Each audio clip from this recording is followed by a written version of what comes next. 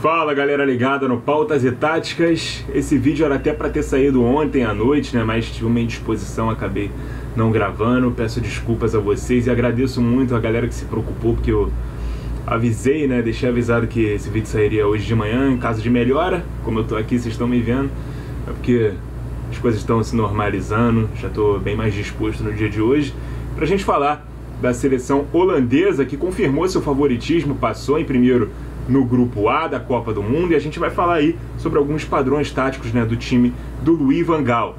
Então o like já tá dado, tá esperando o vídeo acabar? Espera acabar, pô, ver se eu mereço aí seu like, sua inscrição, seu compartilhamento com os amigos e seu feedback nos comentários, beleza? Vamos pegar aqui a nossa prancheta pra gente começar as nossas observações, começando da primeira rodada, né? Jogo contra Senegal, que foram justamente as duas seleções que se classificaram, as duas seleções que eu já esperava que se classificassem, que eram as duas maiores forças do grupo.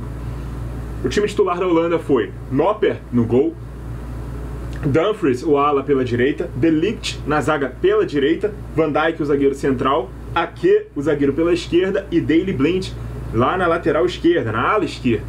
Os dois volantes foram De Jong e Berghuis, com Gakpo na frente deles por trás de uma dupla de ataque. Jansen, o centroavante, e Bergwijn, né, o camisa 7 do time, uma espécie de segundo atacante, né? Vamos lá. O time se organiza em um 3-5-2 com a bola. Os laterais são alas, tem dois volantes e um meia. Sem bola, como a gente cantou na escalação, é um 5-3-2. O time se organiza dessa maneira para se defender. Marcação à saída de bola da Holanda funciona com o atacante do lado da bola pressionando o portador e o Gakpo se adiantando. Então, se a saída de bola do adversário é aqui pelo lado esquerdo, o atacante que tiver do lado dela vai pressionar, no caso aqui o Bergwijn, eu falei Bergwijn, né? Bergwijn, é como se pronuncia esse IJ, tem som de A lá na língua nativa deles. O Gakpo se adianta aqui para pressionar o zagueiro do lado da bola e o outro zagueiro e o outro atacante marca o outro zagueiro. Então fica aqui uma pressão de 3 jogadores sempre pressionando o lado da bola. Principalmente quando o adversário faz uma saída normal, com uma linha de 4, não recua ninguém, não usa 3 zagueiros, beleza? Nesse jogo contra Senegal, deixa eu tirar aqui o time adversário e organizar os padrões da equipe, porque nesse jogo contra Senegal, a Holanda não teve supremacia na posse de bola. Senegal encarou ofensivamente a forte defesa, né, do Louis van Gaal, e mesmo com uma linha de 5, os alas muitas vezes se viam no mano a mano com os atacantes adversários. Então mesmo aqui na defesa, o ataque do Senegal era tão insinuante que eles conseguiam colocar 5 jogadores em mano a mano com a defesa. Os zagueiros funcionavam melhor como armadores e condutores de bola, para ajudar o meio-campo a terem homens extras vindo de trás. Vou tirar mais uma vez aqui o time adversário para mostrar como isso funcionava. Quando o time estava armando, né, no campo de ataque, a bola estava no pé aqui desses zagueiros, eles tinham espaço, né, para poder conduzir a bola, e aí o resto da zaga centralizava. Então era quase como se o time tivesse realmente mais meio-campistas, com esses zagueiros do lado do campo, o De Ligt e o Ake, que também são jogadores muito rápidos, já tiveram experiência jogando inclusive mais abertos numa linha defensiva. E o Van Dijk fazia ali aquele balanço, né, de acordo com o lado da jogada. Se era o Ake quem subia, o Van Dijk ia para a esquerda. Se fosse o De Ligt, o Van Dijk ia para a direita. Então esses zagueiros, a armação das jogadas do time holandês começa e passa muito pelos pés dos zagueiros, beleza? Nesse jogo, a Holanda jogou com um centroavante de origem. Então as paredes do Jansen podiam ser aproveitadas tanto na bola longa, vindo dos zagueiros, quanto no jogo apoiado com troca de passes. Mas ainda assim, no segundo tempo, o Van Gaal opta por colocar o Memphis Depay no lugar dele, o dito principal jogador do time, mas que não tinha condições de atuar 90 minutos. O time tendia a ficar mais leve sem um 9 de origem e com um jogador de mais velocidade no ataque aos espaços, e foi exatamente o que aconteceu. Porém, o segundo tempo não foi tão bom assim, né, do time holandês, muito engessado na defesa. Senegal tinha o controle das ações, finalizava mais, exigiu o goleiro holandês, né, o Noppert, a fazer grandes defesas, e o gol laranja só foi sair a menos de 10 minutos do fim, numa bola levantada do De Jong para o Gakpo fazer o gol de cabeça e tirar o 0 do placar.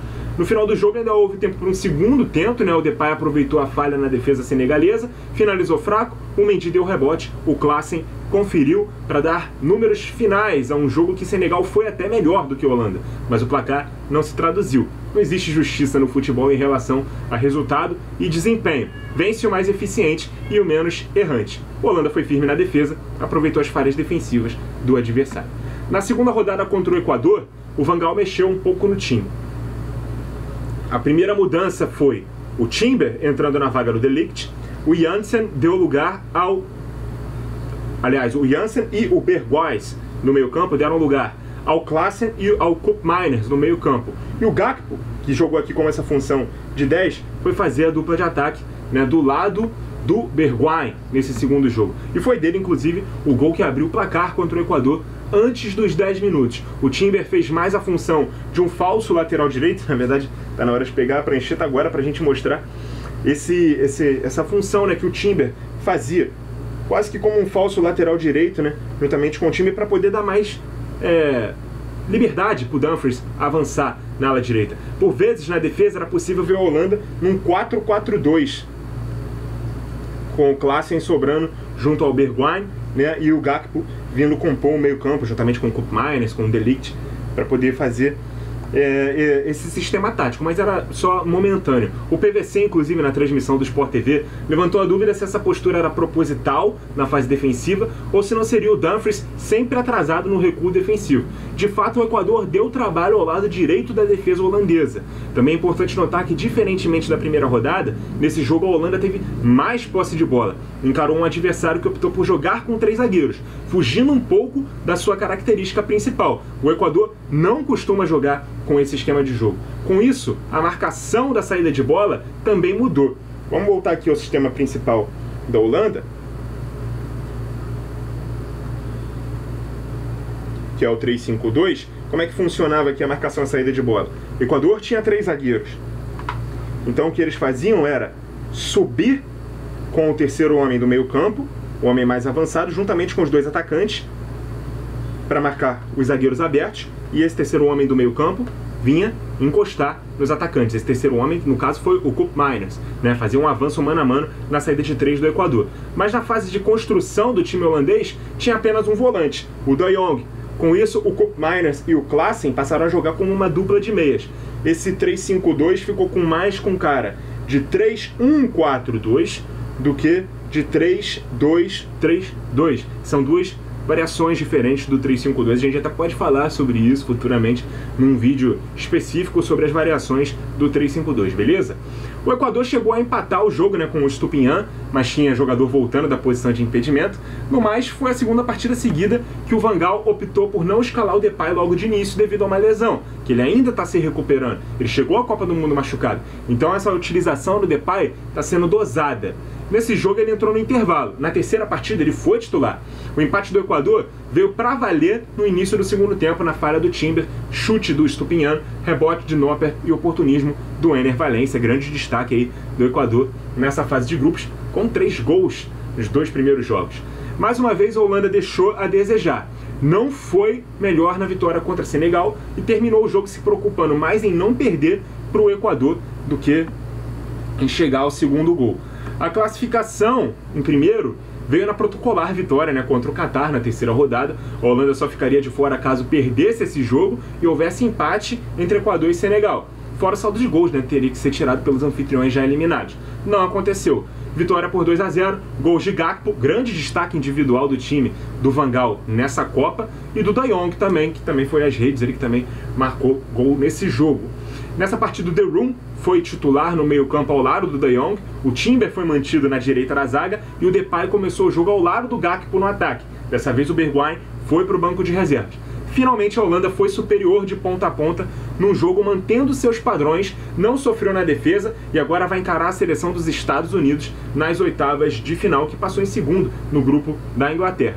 Eu confesso que esperava um pouco mais em termos de desempenho da Holanda na Copa, mas fiquei surpreso por terem vencido Senegal, né, mesmo com um desempenho pior, né, do que a seleção africana. E também com desempenho contra o Equador na segunda rodada. Aliás, parabéns ao Equador, mesmo eliminado, caiu atirando. Parabéns a Senegal, principalmente, que mesmo sem Sadio Mané, seu principal jogador, conseguiu avançar, vencendo o próprio Equador na última rodada do grupo. Mas a Holanda ainda está viva, pode crescer ainda na competição bastante, nesse mata-mata. Tem um adversário acessível nas oitavas de final. Na minha opinião, será favorito contra os Estados Unidos, que empatou as duas primeiras partidas. Venceu a última, um placar apertado ali, 1-0 contra o Irã, sofrendo no final do jogo. Mas agora vai encarar a Holanda.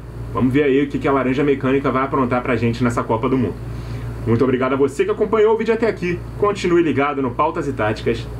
E até a próxima!